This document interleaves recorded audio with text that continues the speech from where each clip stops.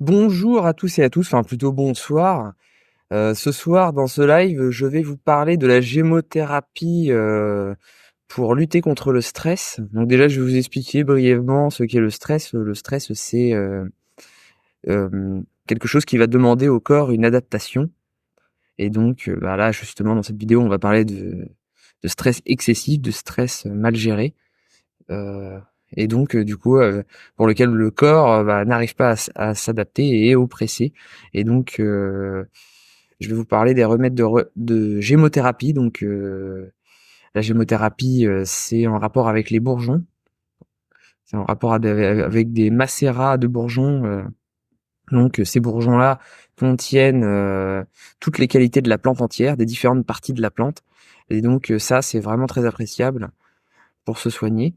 Ils sont très concentrés, donc ils ont une efficacité assez importante.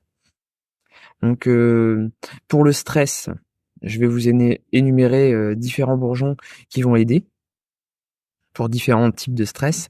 Donc, je vais commencer par le bourgeon de figuier. Donc, le bourgeon de figuier qui, lui, est très intéressant car il est très, comment dire, il a beaucoup de bagages à son actif, c'est-à-dire que il va agir à la fois sur le système digestif, donc qui est très important justement pour la gestion du stress, en apaisant les muqueuses. Quand on est stressé, les muqueuses ont tendance à être irritées, donc il va jouer là-dessus. Il va jouer sur le côté anxiolytique direct, et en plus de ça, il va jouer sur l'axe cortico-hypothalamo-hypophysaire. Donc qu'est-ce que c'est? Ça, c'est l'axe qui va gérer les émotions au niveau endocrinien. Donc cortico pour les glandes surrénales qui fabriquent le cortisol, et hypothalamo-hypophysaire parce qu'il y a l'hypothalamus et l'hypophyse ici, aussi appelée glande pituitaire, qui vont à L3 gérer les émotions, donc aussi avec l'ensemble du corps, hein, évidemment. Et donc le bourgeon de figuier a une action de régulation sur cet axe et donc va aider à gérer les émotions. Il va avoir un effet antidépresseur également, donc qui est appréciable aussi.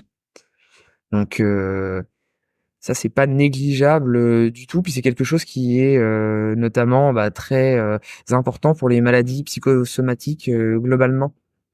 Euh, Donc voilà, ça c'est quelque chose vraiment qui va par exemple aider pour les névralgies, les spasmophinies, euh, les crises d'épilepsie, les dépressions au sens large globalement.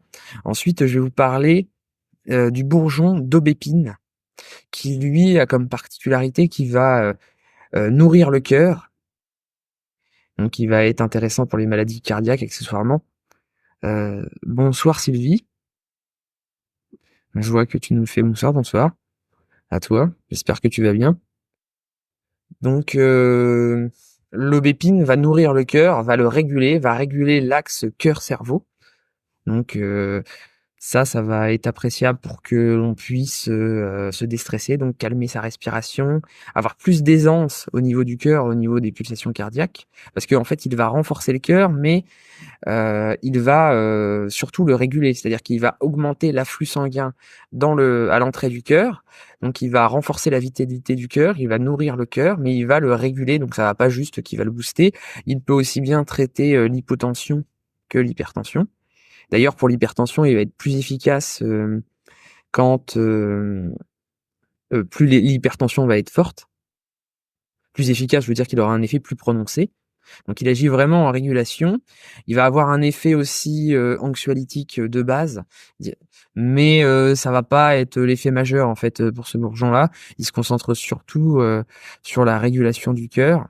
Et donc il va aussi aider, si on calme le cœur, on calme aussi la respiration. Il va aider à coordonner respiration et pulsation cardiaque pour avoir plus d'aisance, quoi. Plus d'aisance et mieux se réguler. Donc du coup, il agit bien en synergie avec le bourgeon de figuier pour réguler tout ça. Donc, donc ça c'est quand même quelque chose d'intéressant. Après, il va agir pour tout ce qui va être hypertrophie, hypertrophie au niveau cardiaque, surtout au niveau ventriculaire gauche. tout ce qui va être crise de tachycardie, voilà, et puis tous les problèmes, on va dire, de fatigue du cœur. Donc là, ça va vraiment être intéressant. Puis au niveau de la circulation, globalement, il va être intéressant. Ensuite, je vais vous parler du cassis, le bourgeon de cassis, qui lui, en fait, a un effet adaptogène, qui va plus être un bourgeon à prendre quand on est surmené et qu'on veut supporter ce surmenage. Donc c'est pour avoir donc la niaque, comme on dit, pour on va dire aider le corps à produire du cortisol. Il va agir en stimulation de production du cortisol, qui est l'hormone de l'énergie, mais aussi l'hormone du stress. Donc quand elle est bien régulée, c'est bien pour avoir de l'énergie sans être stressé. Mais quand il y a trop de cortisol, là par contre, eh bien, on a du mal à dormir, on est stressé, ça va pas. Donc le cortisol agit en mimétisme. Le bourgeon de cassis, pardon, agit en mimétisme avec le cortisol, c'est-à-dire qu'il a des principes actifs qui vont avoir le même effet que le cortisol, et en plus de ça, il agit en stimulation des glandes qui produisent le cortisol. Donc il va plus être à prendre quand on est fatigué, puis qu'on sent qu'on n'arrive pas à envoyer, on va dire entre guillemets. Ou alors bah, complètement quand on fait un burn-out, par exemple, où là le cortisol s'effondre, parce qu'au début du stress, le stress monte, et ensuite il y a un moment donné où tout s'effondre et là c'est le burn-out et donc bah là il va être utile à la fois pendant le burn-out et pour remonter un peu tout ça et pendant la phase où on est un petit peu fatigué, qu'on a du mal à garder les rythmes. Quand on veut garder un rythme effréné, il va aider à passer l'orage. Et en plus il va être adaptogène, il va potentialiser tous les autres bourgeons. Donc ça va être intéressant. Il va avoir un effet anti-inflammatoire notamment aussi, hein. Euh, donc voilà pour le bourgeon de cassis. Après, il y a le bourgeon de ginkgo biloba. Alors lui, il est intéressant. Il va aider à booster la dopamine. La dopamine qui est l'hormone de l'entrain, l'hormone de la joie. Et il va avoir un effet un petit peu similaire à des anxiolytiques type benzodiazépine, mais avec un effet un petit peu différent. Il va jouer sur les récepteurs à GABA comme ces médicaments-là. Et en plus de ça, il va augmenter l'afflux sanguin cérébral, mais aussi le taux d'oxygénation du sang. Donc ça va aider donc le cerveau à être beaucoup mieux nourri, donc ça va traiter la dépression en profondeur et ça va aider pour tout ce qui va être désordre nerveux, notamment en général. Mais bon, après, quand c'est des désordres nerveux de type dégénérescence, là, faut vraiment le prendre pendant plusieurs mois, avant vraiment de voir des effets. Sinon, il y a un effet direct, donc ceux que je viens de citer avant, mais pour les dégénérescences, là, c'est une histoire de mois hein, pour avoir vraiment des résultats. Voilà. Donc, donc voilà. Après, je vais vous parler du bourgeon de pommier. Alors là, qui est vraiment un bourgeon très important. Euh, D'ailleurs, on dit que bah une pomme par jour élimine le médecin de nos fréquentations. Bah là, ce bourgeon-là, pour le stress, il va vraiment être utile. Il va aider pour tout ce qui va être addiction. Euh, pour tout ce qui va être régulation nerveuse, il va apaiser le système nerveux, le calmer, il va aussi aider à dormir. Donc il va aider à équilibrer tout le système nerveux, et donc il va aider en cas d'anxiété, de fatigue, de nervosité, d'asthénie, troubles de la concentration, de mémoire, migraine, troubles de sommeil, enfin voilà, il est assez large, boulimie, anorexie, céphalée, enfin voilà. Tout ce qui va être aussi, enfin surtout lié aux addictions. Là, pour les addictions, il va être très bien. Alors ensuite, il y a le bourgeon d'amandier. Le bourgeon d'amandier, lui, il a un effet plus modéré. Il va avoir un effet sur la dépression, les névroses, les angoisses, un effet calmant. Voilà, là c'est moins quand même. Ensuite, il y a le bourgeon de bouleau qui lui va aider en cas de surmenage. Il va aider à restaurer le système endocrinien dans sa globalité, à le stimuler, et il va aider en cas de frigidité, de rigidité. Là, il sera surtout intéressant pour ça. Ce sera pas comme le bourgeon à l'image du bourgeon d'amandier, ça va pas être celui vers lequel on va se tourner le plus. Donc ensuite, il y a le bourgeon de frêne qui lui va être un anti-stress, anti-angoisse. Il stimule la noradrénaline, aide en cas de dépression. Mais bon, il va quand même être un petit peu plus, on va dire, puissant que les deux derniers que j'ai cités, à savoir le bourgeon de bouleau blanc et d'amandier.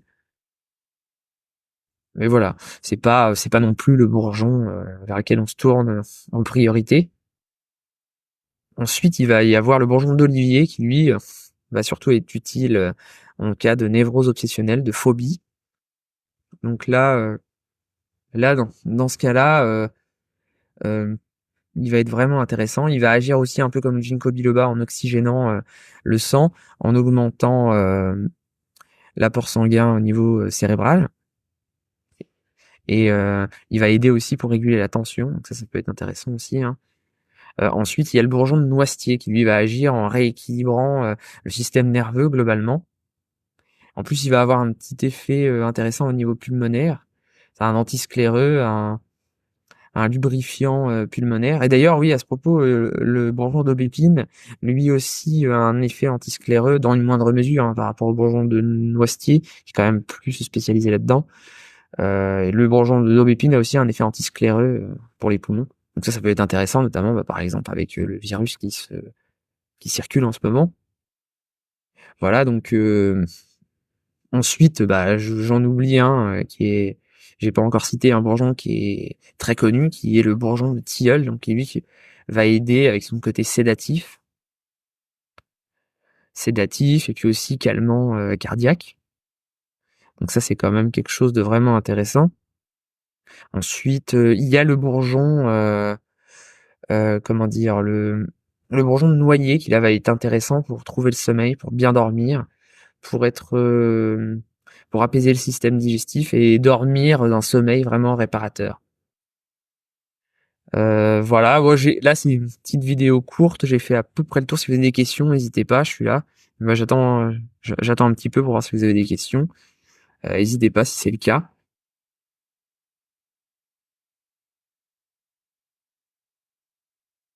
Pas de questions? Non, sinon après au besoin, je pourrais reparler d'autres choses que j'aurais pas évoquées. En revenant en détail sur certains bourgeons si vous avez envie. Donc là, je vois pas de questions. Donc je vais vous souhaiter une bonne soirée et je vais vous dire à bientôt pour une prochaine vidéo qui portera sur le microbiote. Le microbiote et notamment l'association qu'on peut en faire avec le virus qui circule actuellement. Voilà, là je fais en parallèle deux séries de vidéos, l'une sur le stress et l'une sur le Covid-19. Donc, euh, donc voilà. Sylvie, jusqu'à combien de bourgeons peut-on prendre en même temps? Faut éviter de prendre plus de 5 bourgeons en même temps. Les bourgeons, ils sont très riches, ils contiennent l'ensemble de la plante. Donc après, ça commence à faire un peu beaucoup, quoi. Après 5, vaut mieux éviter. Pour le dosage des bourgeons, ça dépend de la forme, hein. Il y a la forme concentrée, donc là, pas plus de 15 gouttes par jour. Après, tout est adaptable, évidemment, selon le cas, hein, mais voilà, les standards, c'est ça. Et ensuite, si c'est une dilution, il y a un DH, là, ce sera beaucoup plus de gouttes. Sylvie, ok. D'accord, oui, s'il n'y a pas d'autres questions, je vous souhaite une bonne soirée, sinon, n'hésitez pas. Tant que je suis là.